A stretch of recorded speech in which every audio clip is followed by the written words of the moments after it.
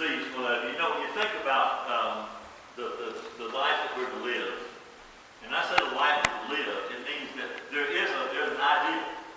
And sometimes I think we forgot what it means to have that ideal in life and what Christ had in store for us. And I think that too often we have simply forgotten to know what does it mean to love? And when you understand what that comes from, you realize that I can't do it alone. The love that Christ has called us to, the love that He's given unto us, is not something you can say, well, today I'm going to decide to do something. It's something that is given to you through the Spirit of God. The children this morning, as they began to do the scripture verse this morning that they used was the one that we're using today. It's Galatians chapter 5, verse 22 and 23. Most of you know that what that is, and it's the fruit of the Spirit. And when you talk about the fruit of the Spirit, you know that love is the first one that's in there. But sometimes we just fail to understand love. And as children come and they say the darndest thing that Mark Linkletter said years and years and many moons ago. He said that Greg at 8 years old said love is the most important thing in the world. He said, but baseball's pretty good too. You know, when you think about love is compared to what and to whom? And one said this, it's like an avalanche where you have to run for your life. When love comes in, it grabs you in that way. And finally, one little boy named Bobby says this at 8 years old. Love will find you even if you're trying to hide from it. I've been trying to hide from it since I was 5 years old, but the girls keep finding me. When you think about love, when you think about the love that we have for one another, the love that Christ has given to us, it's a love that's greater than we could ever expect. Since they had used Galatians chapter 5 and verse 22 and 23, turn with me, if you would, to 1 Corinthians chapter 13. 1 Corinthians chapter 13. This is a few pages back in your Bible. And let's turn as we stand and read God's Word together. 1 Corinthians chapter 13. I'll read the first 7 verses. He says, if I speak with the tongues of men and of angels, but do not have love, I become a noisy gong or a clanging cymbal. If I have the gift of prophecy and know all mysteries and all knowledge, and if I have all faith so as to remove mountains, but do not have love, I'm nothing. And if I give all my possessions to feed the poor, and if I deliver my body to be burned, but do not have love, it profits me nothing. Love is patient, love is kind, and love is not jealous. Love does not brag, is not arrogant, does not act unbecomingly. It does not seek its own, is not provoked, does not take into account wrong suffering, does not rejoice in unrighteousness, but rejoices with the truth, bears all things, believes all things, hopes all things, endures all things. Love says, never fails. Let's go to God in prayer. Father, would we come today and understand that, Father, we talk about the fruit of the Spirit. We talk about, Father, those things that are given by Thee. And Father, that it dwells within us is not ours. It's not something we can make up our own. Father, it comes from the bottom of the heart of Christ. Is that, Father, which matures, and that, Father, which overflows. Speak to our hearts today. Speak to our minds, that we might be the people that You call us to be. For we ask in Christ's name. Amen. We're going to be looking at the fruit of the Spirit, and when you think about the fruit of the Spirit, you know what they are. And many of you say, well, you know, I know about 6 of them. And some of you say, there are 6 of them. And I'll look at you and say, no, there's actually 9 of them. You see, sometimes we don't know them all. Love, joy, peace, patience, kindness, goodness, faithfulness, and keep going. Listen, when you think about the fruits of the Spirit, I want you to think with me about some things here. And just a few little preliminary things that we need to know. Because sometimes I think we have the wrong idea about it, and I want us to make sure we get just a few facts straight. First of all, you cannot create fruit on your own. Sometimes I believe that many of us have come to that place where we can do all things in our life, and we think we can, and we say, well, today I'm going to get up and I'm going to be loving. We think we're going to get out of bed, and today we're going to get our act together, and we're going to be loving. Today I'm going to have patience. I'm going to give patience. I don't care what they say, what they do. I'm going to have patience today. That's how we go about it, isn't it? That's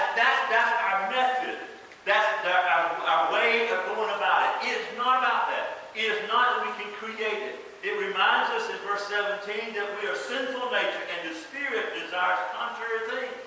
We don't go after those things naturally. We do not, and so we have to realize it's not something that we can just say we're going to conjure up. Can't just decide we're going to be more loving, more joyful, more peaceful. Folks, that's what's displayed in our life.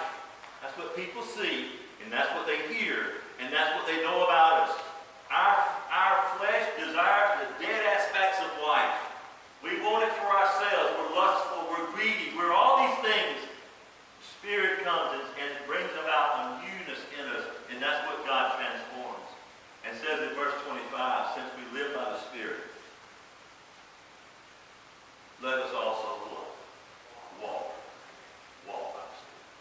You see, we have to understand that God is teaching us new things. We cannot create fruit on our own. Secondly,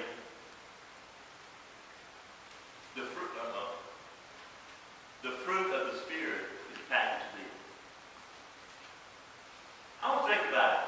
If I had a cluster of grapes in my hand this morning, what do you see? One grape? No, you see the whole cluster. You see it all. And the fruit of the Spirit is like that cluster of grapes. And when you think about it, it's a packaged deal. You get all of that. You don't get part of it.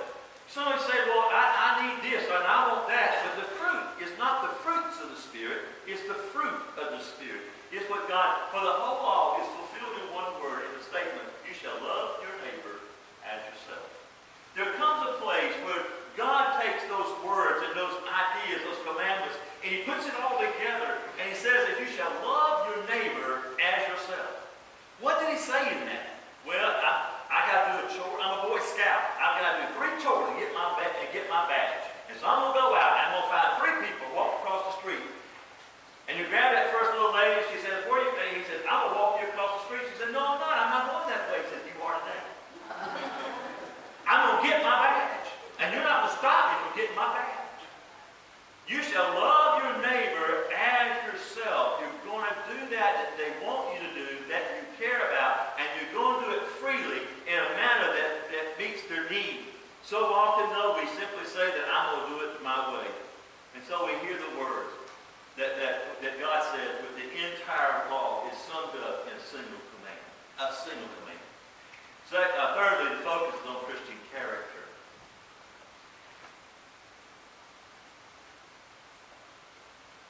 There's a gift that gets given when we are given, when God touches our hearts and we come to salvation.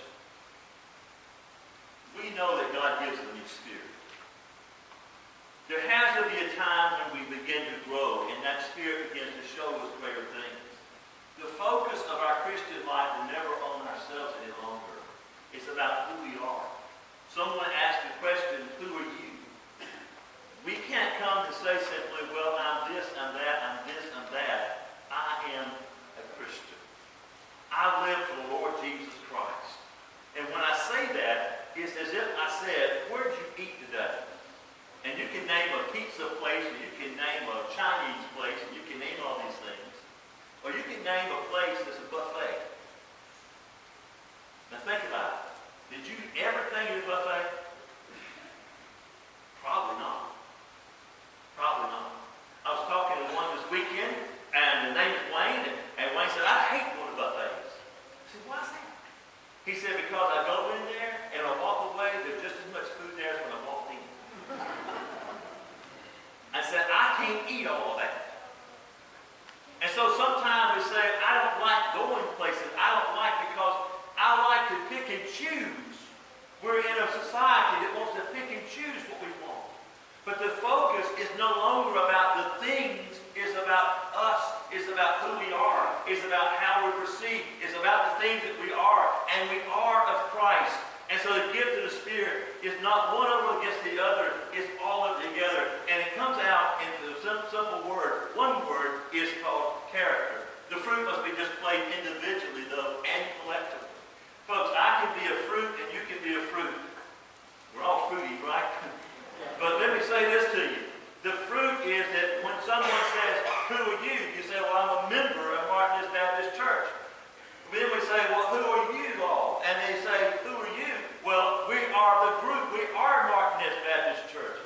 each one of us are a little different. Each one is individually, but also collectively.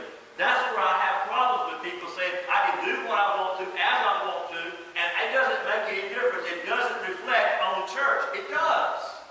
It does reflect. It reflects on everything that we are and everything we stand for. And so we have to know that the fruit must be displayed individually. It's individually. That means I display it. You say, well, you said I can't conjure it up. I'm not asking you to conjure it up. I'm asking you to get with Christ. I'm asking Christ to be fulfilled in your life, that you might become mature, that you might be and show yourself as a mature Christian. And as you do that, guess what happens? The fruit naturally grows. We're not planted. We're not planted. We're not where we need to be yet. And so when I think about who Christ is, not all fruit, remember, life is at the same time. You know, I can have that big old lump of grapes, and all of a sudden I look and say, wait a minute, there's a small one right around the corner over here. Yeah, that was a little smaller than the rest of them. But there's that big old plump one. I look at that one over there. That one's got beauty. I mean, shiny, it's purple, it's just like the other. That would be a picture right there. That one's picture perfect. But you see this other one, it's still growing. This one over here, it doesn't shine as bright as the other one. But that's us, isn't it? That's where we're at. We're all different. We're not all mature. We're not at the same place. So let me say this. Even though that we're not all the same, we all are or should be mature. Fruit of the Spirit should be the result of living the normal Christian life. We're not asking you to do something extraordinary. Christ is not asking you to do something just totally out of the picture. He's asking you to live for Him. He's asking you to live a life that's just in His sight. That you might live it before Him as before men. That everything that you do is just to surrender ourselves under His will. That we die for ourselves and that we allow Him to be in our life. Finally, I'm going to say this. Bearing fruit is both a gift but a task. So many times we say, well, I can't do anything. Yes, you can. We're in 1 Corinthians 14:1, it tells us that we are to pursue love by going after. Pursue love by going after. A lot of people ask questions about how'd you and Ella meet? Or where'd you, probably got the same question, where'd y'all meet? How'd you know? Well, there was a love in my heart. When I saw her, my heart went like this, you know, kind of being a little fast, you know. So there's some things I did to make sure that I was around her. In other words, I had to pursue her. Sometimes you think, well, no, I knew who she is. And she's been every bit of that angle. And I say that to you because I'm saying that sometimes we say, I'd like to have that, but we don't have it because we're not even pursuing after it longer. So when you think about what it means to come before Christ, we know that the preeminence of love is the greatest thing that we could ever give. D.L. Moody said this about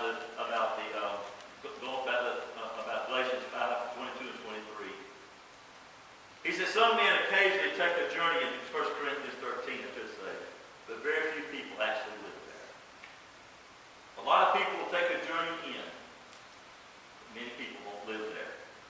The preeminence of love is verses 1 through 3. And he says simply, if I speak the tongues of men and angels but do not have love, I have become a noisy gang or a clanging cymbal. He says, if I have the gift of prophecy and know all mysteries and all knowledge, and if I have all faith as to move mountains but do not have love, I am nothing. And if I give all my possessions to the poor, and if I surrender my body to be burned, but do not have love, but it profits me nothing.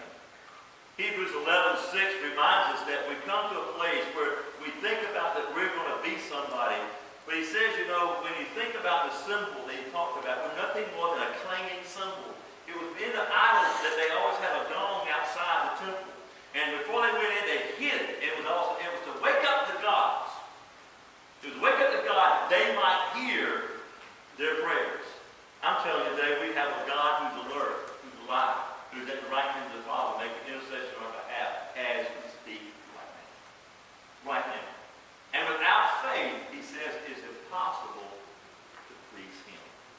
For he who comes to God must believe that He is, and that He is a rewarder of those who seek Him.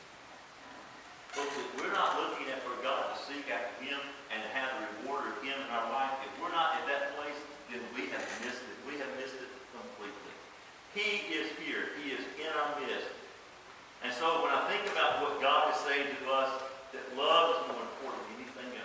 You might be puffed up with all kinds of knowledge. You might think you have everything together. And you think that you can know more than someone else. I've never claimed to know more than anybody else. I can sit in the crowd and always learn something.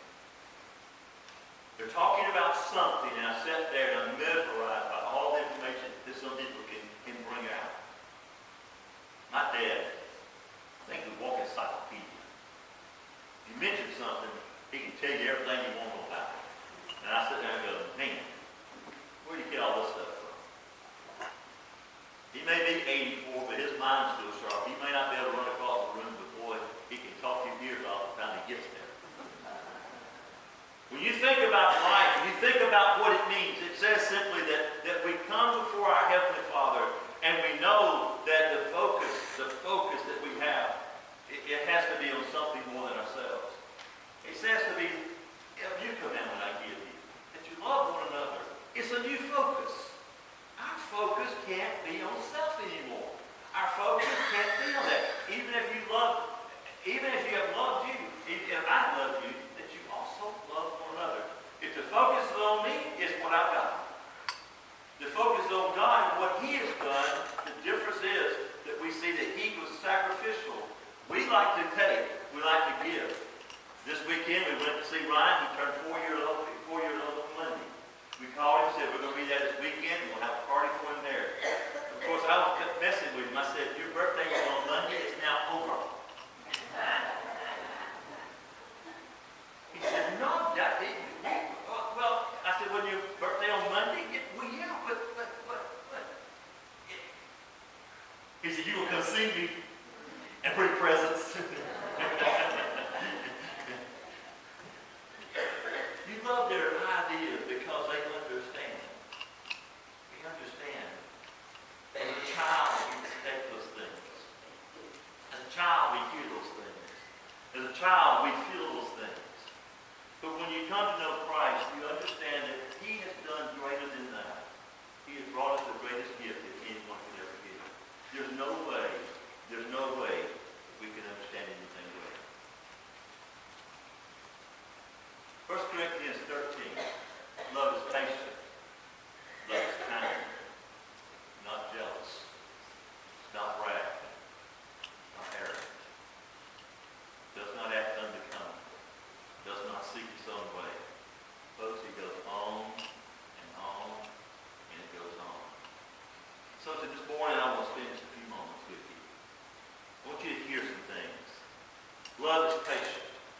It means able to avenge itself, yet refrains.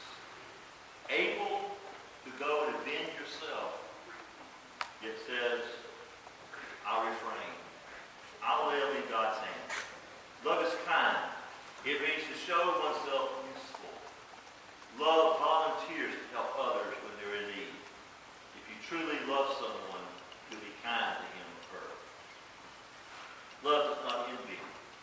Instead of wishing I had what you have, love helps me to celebrate what God has given you without me being jealous. Love does not boast. The word literally means bragging. Someone, a braggart is used nowhere else in the Bible. It can only mean windbag. A windbag. A braggart is a windbag. The fruit of love does not brag about what I have or what I've done. Love is not proud. It doesn't blow or puff. Pride has no place in the believer's life because everything we have is simply by grace. Love is not rude. The Greek word means that love does not behave in an ugly or an indecent or obscene manner. Love acts in a worthy way. Love is not self-seeking. It's the bipolar opposite of agape love. True love does not seek to build up itself, but puts others first. Love is not eagerly angered. Persons who live under the influence of love is not prone to violent anger, exasperation. Love keeps no record of wrongs. This is an accounting term that means it must not add up. You don't itemize someone else's stuff. Let me tell you, they spoke 3 times to me. They didn't speak the right way to me. They've done this 14 times to me. They've done this 16 times. No. Love does not keep a list of someone else's wrongs. Love does not delight in evil. We should not enjoy hearing about other people's sins or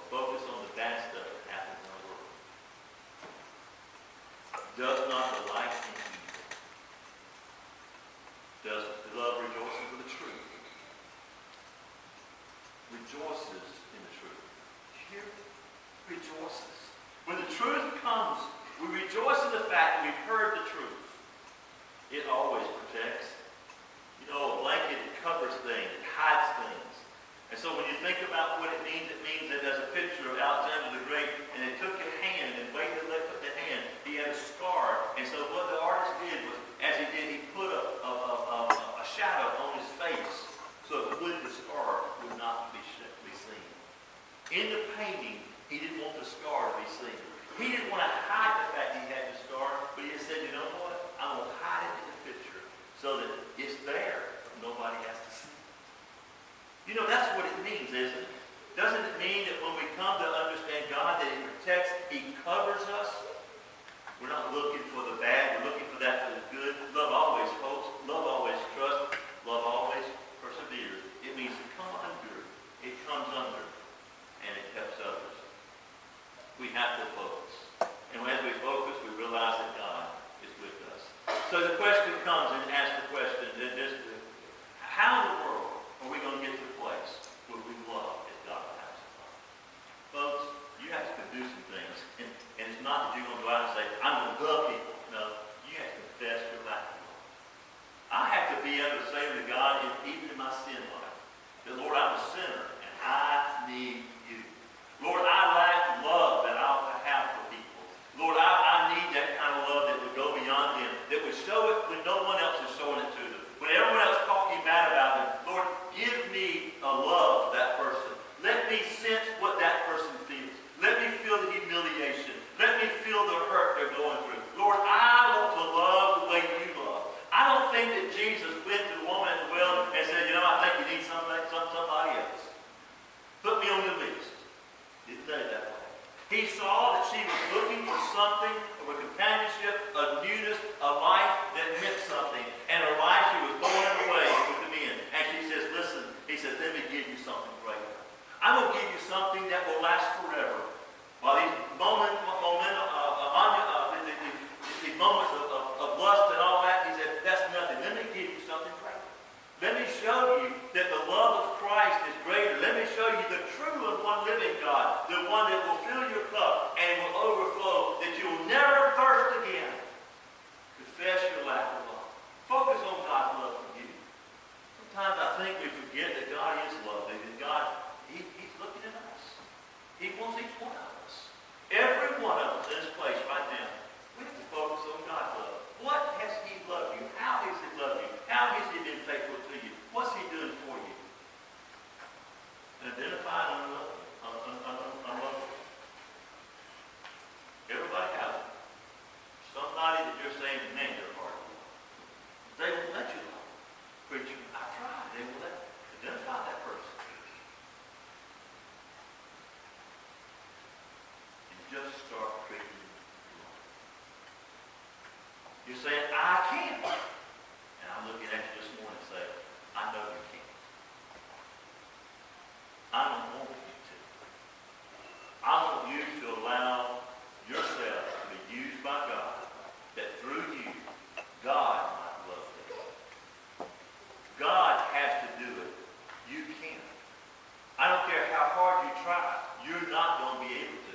But through Christ, all things are possible. We say the verse, but do we actually believe it? Abide in me and I in you, as a branch cannot bear fruit of itself unless it abides in the vine. So neither can you unless you abide in me.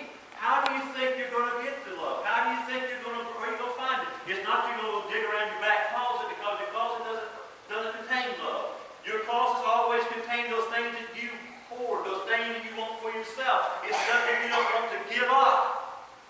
Your closets are the things where I hide myself. I put stuff in and I open it up every now and then and say, look at what I have. And you close it back up and walk away. You might have golf clubs sitting in your closet. You may have skis sitting in your closet. You may have things that you never pick up, but it's there.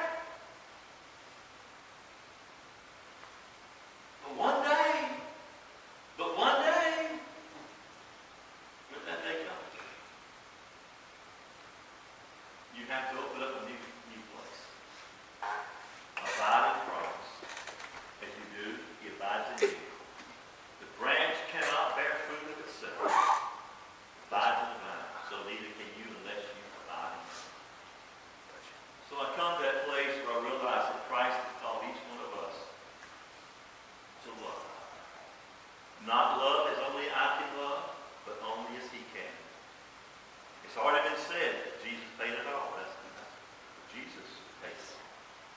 He gave everything he had for you and I today. And if we're going to come before our Father, then we did know that as we hear some words, Amy Carmichael wrote these words, if I belittle those who I am called to serve, talk of their weak points in contrast, perhaps with what I think are my strong points, if I adopt a superior attitude, then I know nothing of Calvary's love.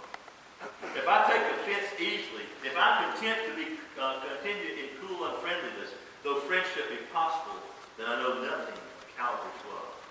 If I feel bitterly toward those who condemn me, forgetting that they knew me as I know myself, forgetting that if they knew me as I know myself, they would condemn me much more, then I know nothing of Calvary's love.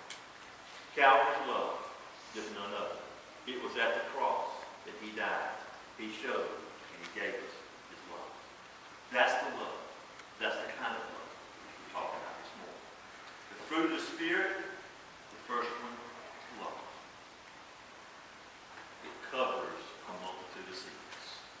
Love, it brings us to a place where we know him. It brings us to that place where all of a sudden we grow and we mature. There's all kinds of things on tables. And our table, in our dining room table, and in the kitchen area there, we have a little bowl there. And there's some lemons, yellow lemons that are there.